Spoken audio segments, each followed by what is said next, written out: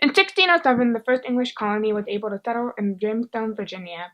This marked the beginning of the English migration, which was actually the longest immigration period, ending in 1775, which marked the beginning of the American Revolution. Emma Lazarus has her poem engraved at the bottom of the base of the Statue of Liberty. She characterizes the immigrants as those who are poor and trying to escape the oppressed government situation in their home country. But this is not exactly appropriate today, considering most immigrants are actually coming from middle classes and professional ranks in their home country.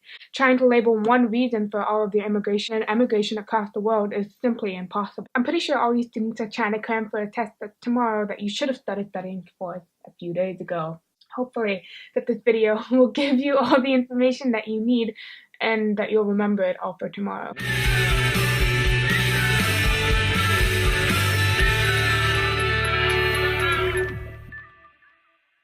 In the 1800s, before the next round of mass immigration occurred, only 12,000 Italians were present in New York and 14,000 Russian Jews. By 1910, the numbers have soared to 341,000 Italians and, even more surprisingly, 484,000 Jews. These are pretty surprising numbers considering that New York at the time had only 5 million people comprising its population. That means within 30 years, a fifth of the population had already been composed of the Russian Jews and the Italians. But how did all of these people get there? For many immigrants, this actually meant a long and tiring journey by ocean to the Ellis Islands, which was known to be the gateway of America. This is best demonstrated with the Charlie Chaplin film The Immigrant, but before we get too far into that, let's just take a quick trip to the thought bubble. Charlie Chaplin was born in 1889 in Walworth, London, UK. By 1916, 2 years after his first motion picture, he had already become the most famous entertainer in the world. He was offered a $670,000 contract to make 12 movies, and his 11th movie is known as The Immigrant. It is said to be one of his best constructed films that was able to resonate with the masses. As Charlie Chaplin himself immigrated to the US, this was one of his favorite movies as it related to his experiences. He was trying to find the humor in this otherwise traumatic experience. He is said to have spent 4 days and 4 nights continuously working on this movie nonstop. And finally, the movie had a tremendous amount of footage, over 90,000 feet, despite only running for 2,000 feet. And for all of you millennials out there, 90,000 feet is referring to the actual length of the physical film, not footage, because they didn't have DSLRs back then. The movies were in black and white. Chaplin expresses 3 different historical concerns through a comedic lens of his movie, one being the terrible journey that the immigrants had to undergo.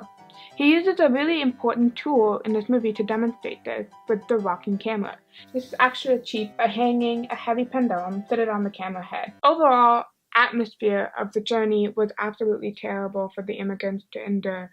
We're talking about overcrowding, where 150 people were fitted into a place for not more than 50 people, extremely unsanitary conditions, and foul-smelling quarters due to the many people that were seasick. There's also bad food, and I'm not talking about like bad airplane food. I'm talking about extreme cases such as picking out worms and other bugs from your food, and the smell of rotting fruits and vegetables and meat. Think about that the next time you try to complain about your airplane food. Another historical issue that is outlined by Charlie Chaplin in the movie is the poor treatment given by the officers. Many things occurred that is actually demonstrated through several techniques that he employs, such as the scene where you can see a shot of the Statue of Liberty coming by, all the passengers abroad observing it. However, immediately after, the officers are herding the people into one direction and they're left to suffer altogether. The camera zooms in on Chaplin's confused face like, what is going on? Because he is supposed to have arrived in the land of liberty. Quite ironic. The officers do not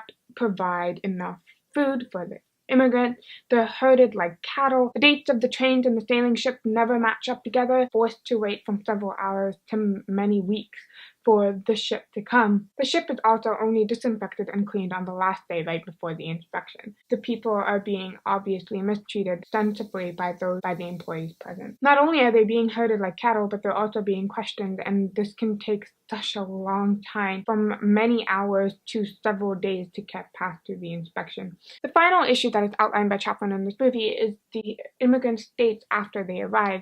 Many of them are shown to be broke and hungry, just like Chaplin himself, simply trying to gather a nickel to afford food. This was often the case in reality as well, where immigrants did not have much money due to a language barrier and other issues that were there. A tool that was used to emphasize the fear that the people had with the spending money, especially enforced by those who were collecting money such as going to a restaurant, was, for example, the scary makeup that was put on the waiter to emphasize his intimidated nature, the rude attitude that he gave toward the customers. This emphasized intimidation that people often felt when they did not have enough money to pay for the restaurant. The Tenement Museum that you can visit Lower East Manhattan offers a good insight to this type of living. You can see where the row houses have been converted into taller apartment buildings where often families of 7 would live in a 1-bedroom apartment. The Lower East Side of Manhattan had a large influx of Irish and German immigrants. It was noted at one point that there would be 240,000 people to 1 square mile. That is a lot of neighbors for you have to get to know. The conditions in many of these tenement buildings were often not ideal. There was no running water, and the bathrooms were often in outhouses in the yard. 2 outhouse bathrooms for the entire majority of people living in the building. And if there's 1 apartment with 7 people, that's a lot of people you're going to have to share a bathroom with. It's absolutely terrifying. Today in Crash Course History, you learned several things if you were paying attention. You learned about the influx of the Italian and the Russian Jew immigrants that came in 1880 and 1910. You learned about the 3 main historical issues that is outlined by Chaplin's immigrant movie, the different tools and techniques he employs to demonstrate this. The first being the terrible journey that the immigrants have to undergo, and the way that it's expressed using the rocking and the terrible seasickness that many had to endure. We also learned about the poor treatment of the American officials that greeted the immigrants upon arrival, and the shots of the Statue of Liberty that were used to establish this, the penniless state that most immigrants were often left in upon their arrival, and the menacing appearance of the waiters. We also learned about the living conditions and the example as seen in the Tenement Museum. So thank you so much for watching.